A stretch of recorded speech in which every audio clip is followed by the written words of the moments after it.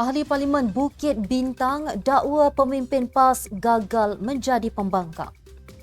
Kerajaan rancang lanjutkan tempoh skim My Salam.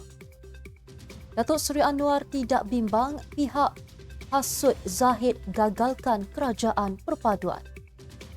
Azmin Ali sah dilantik sebagai Setiausaha Agung Bersatu. KPM dedah pemansuhan PT3 dan UPSR sebagai usaha cegah pelajar bunuh diri. Pemuda UMNO bantah sektor awam kerja 45 jam seminggu.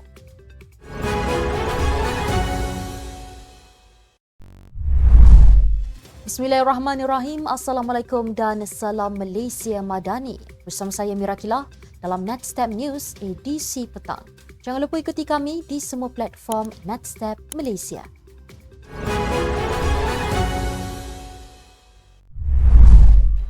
Anggota Parlimen Bukit Bintang Fong Kui Lun menuduh anggota Parlimen Alor Afnan Hamimi Taib Azamuddin sengaja memutabelitkan fakta mengenai peraturan papan tanda. Fong sifatkan Afnan tidak faham berkaitan kerumitan tadbir urus di ibu kota selain menuduhnya menggunakan taktik politik pecah belah. Dalam sidang media di Parlimen, Afnan mempersoalkan kesesuaian seorang anggota Parlimen Kerajaan menentang tindakan penguatkuasaan di BKL. Merujuk kepada operasi di Jalan Imbi, Kuala Lumpur, Afnan berkata dia percaya DBKL bertindak dalam bidang kuasa mereka selaras dengan amalan yang telah lama dipraktikkan. Fong berhujah bahawa pembelaan Afnan terhadap amalan lama DBKL merasionalisasi pendekatan usang yang memerlukan pembaharuan. Seterusnya, Fong turut menganggap Afnan cuba mencipta tanggapan palsu bahawa kerajaan menentang penguatkuasaan menyifatkannya sebagai usaha bermotifkan politik untuk mencetuskan sentimen awam. Menteri Keuangan II, Datuk Seri Amir Hamzah Azizan berkata kerajaan merancang melanjutkan tempoh pelaksanaan skim My Salam selama 2 tahun lagi, menjadikannya 4 tahun dari tempoh asal. Beliau berkata langkah ini bertujuan memperluaskan perlindungan sosial bagi golongan berpendapatan rendah B40 yang memerlukan. Menurut beliau, penerima sumbangan tunai rahmah STR menjadi fokus utama skim ini yang melibatkan lebih 9 juta penerima. Beliau juga mengesahkan bahawa skim My Salam akan kekal berkuat kuasa sehingga akhir tahun 2024. Tegas beliau, usaha ini mencerminkan keprihatinan kerajaan terhadap golongan yang memerlukan perlindungan insurans dalam menghadapi cabaran keuangan.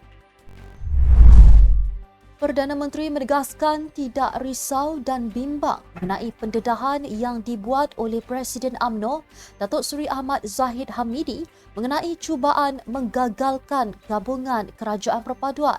Datuk Seri Anwar Ibrahim berkata gabungan yang diketuai beliau ketika ini adalah kuat dan bulat dengan sokongan daripada parti-parti politik utama termasuk Barisan Nasional, Gabungan Parti Sarawak dan Gabungan Rakyat Sabah. Dalam ucapan sama, Datuk Seri Anwar yang juga pengerusi Pakatan Harapan menegaskan tidak akan masuk campur sebarang urusan siasatan, pendakwaan dan prosiding di mahkamah. Pada Ahad, dalam ucapan perasmian Konvensyen BN Wilayah Persekutuan 2024, Ahmad Zahid yang merupakan pengerusi BN mendedahkan wujudnya usaha memujuk gabungan itu meninggalkan kerajaan perpaduan pimpinan Datuk Seri Anwar untuk membentuk kerajaan baharu. Tanpa mendedahkan pihak terbabit, beliau mendakwa gabungan itu turut ditawarkan jawatan Perdana Menteri jika bersetuju dengan cadangan tersebut. Presiden Muhyiddin Yassin mengesahkan Azmin Ali telah dilantik menjadi Setiausaha Agung Bersatu. Muhyiddin berkata beliau telah berbincang dari hati ke hati dengan Adun Hulu Kelang itu dan pelantikan itu telah dipersetujuinya.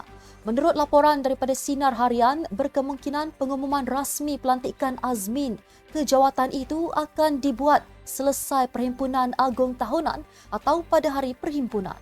Beliau juga berkata kedudukan Azmin mengisi jawatan berkenaan adalah muktamad.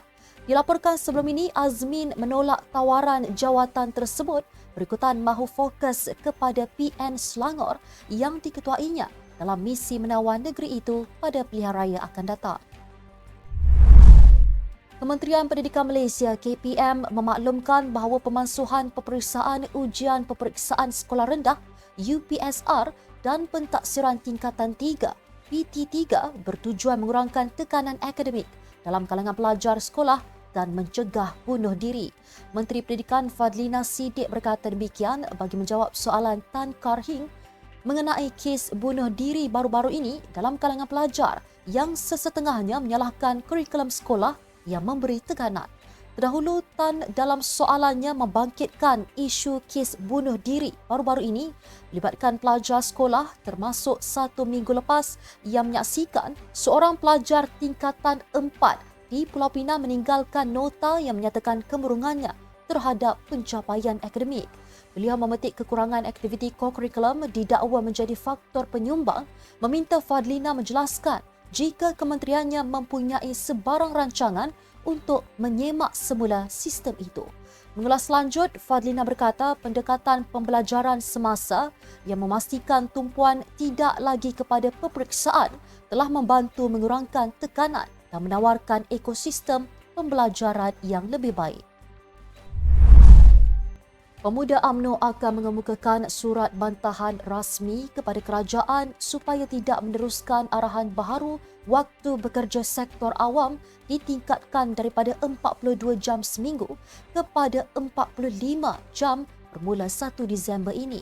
Ketuanya Datuk Dr. Muhammad Akmal Saleh juga menyifatkan Pekeliling Perkhidmatan Bilangan 1/2024 berkaitan sistem syaraan perkhidmatan awam yang diumumkan baru-baru ini berisiko menambah tekanan kepada mereka yang bekerja dalam sektor keselamatan dan kesihatan.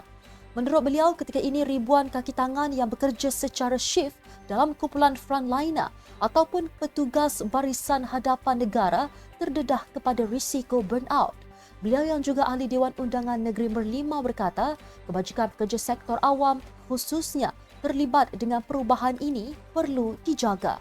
Media sebelum ini melaporkan beberapa pihak menyuarakan kebimbangan mengenai arahan baharu di bawah SSPA yang akan memerlukan jururawat di ward hospital untuk bekerja tambahan 3 jam seminggu.